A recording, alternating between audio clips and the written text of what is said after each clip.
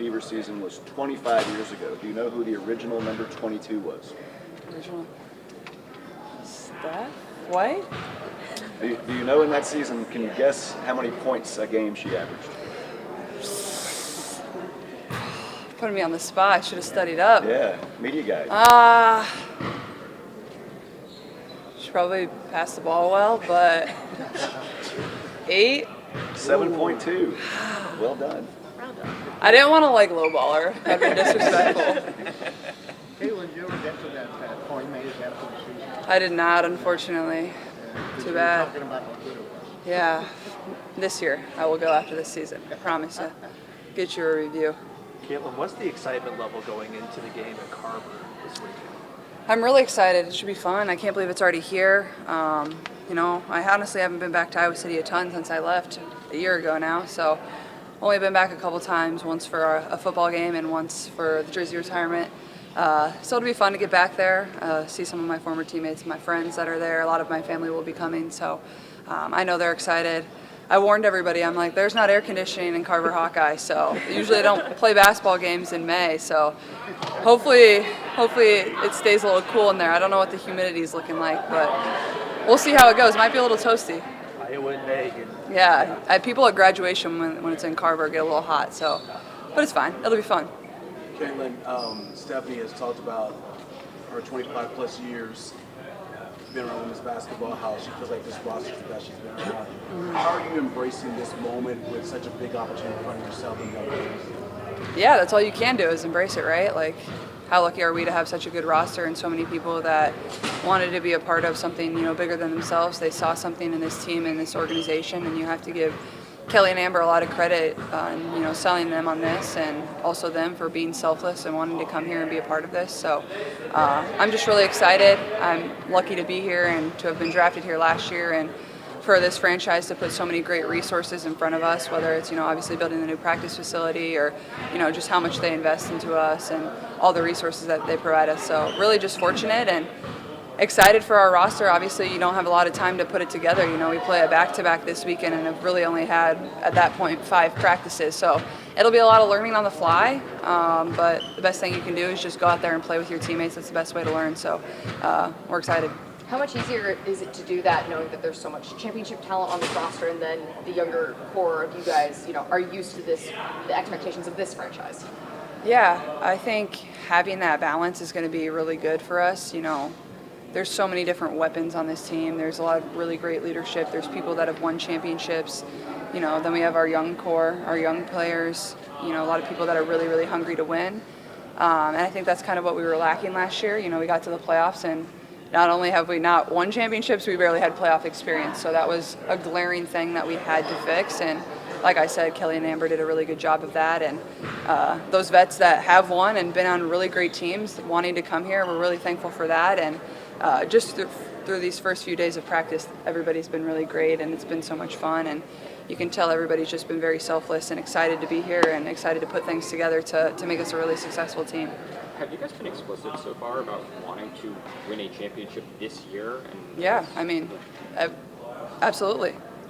What does success then look like? A championship. Success, yeah. Mm-hmm. Caitlin, as a basketball fan, what did you make of that Pacers finish last night? It was crazy. I was down in the tunnel watching, so, I had to go look at the ESPN win probability after that. It was like 97-9, which I'm like, how is it not 99-9? But one of the best finishes I've ever been a part of, and Pacers are so fun to watch, and it's been incredible to see obviously the state rally around them and how they support them, and also obviously how they support us, and obviously how the two teams honestly support each other, whether it's them coming to our games, whether it's us going to their games. Just both of us play a really fun style basketball, and they're a really great team with a lot of different weapons. Their bench is really good. I think Rick does a tremendous job. So it's been fun for me to be here in the offseason and kind of see how they've evolved from the beginning of the season until now. And we're rooting for them to go the whole way. That'd be fun to have a lot of Pacer games at the same time as the Fever games. So good win for them last night. Some of the other teammates referenced you guys having that bonding time at the game, and how do those little moments with so many new faces, how will that kind of lead to success earlier in the season this year? Yeah, it's all about building relationships with your teammates, and that can be hard at this level when there's little time and, you're always adding new pieces. Sometimes there's cuts, sometimes there's trades.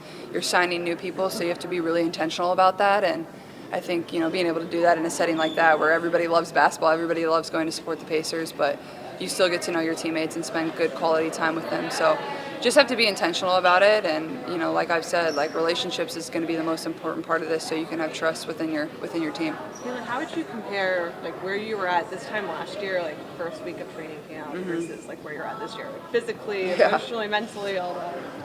I think there was just a lot coming at me last year at this time. Like I'm trying to move to a new city. I'm living in a hotel. I'm trying to figure out my teammates, trying to figure out new coaches and how this league works and how this league operates. And, we played I played the last game of the college season. I played the first preseason game of the WNBA season. Then I played 11 games in 20 days. So it was a lot to take in. It came at me fast. But I'm also really grateful for that experience too. I think it taught me a lot about basketball. It taught me a lot about myself and how to be resilient and to come in and to work and to always get better. But I feel like I'm at a much better spot of understanding how the league works, what to expect, what the coaches and your teammates are going to expect of you, and obviously I've had a lot of time to rest and get better at things I want to get better at. So, all that being said, we got three preseason games to practice and really get ready for our opener on May 17th too. I know it's been just a short time with you and Stephanie as your head coach. What do you appreciate the most about what you're learning from her right now here? Yeah, I think the thing that I've always admired about Steph, and I've known her for quite some time now, obviously not on the level that I do now, but she just has a really, really good basketball mind. And if you listen to her call NBA games or college games, her knowledge of the game is far better than most people. She understands how the game is supposed to be played, situation basketball. She knows what she's doing. She knows how to put people in positions to be successful, 1 through 5 on the floor. She's going to put us in lineups that are successful. But also, she's going to hold you accountable. She's going to coach you. And that's something I'm really grateful for. But also, she's just been a good sounding board for myself to, talk about certain things, whether we're watching NBA games or just talking about college basketball. It's fun to have that type of basketball mind around where you can really just talk about certain things, and you can tell how selfless she is too. This isn't about her, even though she's given a lot to this franchise. She's from this state. She won a national championship at Purdue. Coming here is far bigger than herself, but that's always what you kind of want from your leader, somebody that's going to be selfless. But at the same time, we want to win for her too. She deserves it. So I'm going to try to get her another ring. She's already got one, so why not make it two?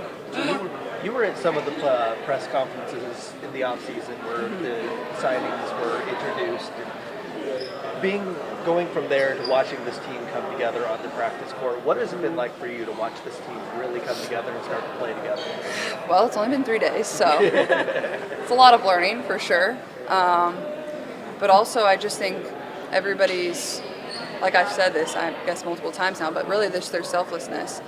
And I think DB is the one that kind of stands out for me. She's won championships, but she's here to provide knowledge to our young players to help us really get over that hump and be able to win. And the same goes for Sid and Tosh. But, all of them are just here to kind of be that voice for us and somebody to lean on. And I really admire that because, people don't always want to do that. So I think it's for us young players or for us people that have never won championships before is leaning on them, relying on them, asking them questions. We can count on them, but at the same time, I said this earlier in my media availability a couple days ago, is I want to win for them. Seeing how selfless they are and, them choosing to come here and choosing to be a part of the Fever, they didn't have to do that. So I certainly want to win for them, and they deserve it. And, they've been great, and they will continue to be great too. Is there any difference between how you approach relationship building at this point from when you started in Iowa? If not, just how would you kind of describe your leadership style? Yeah, I wouldn't say so. I think, building relationships is all the same.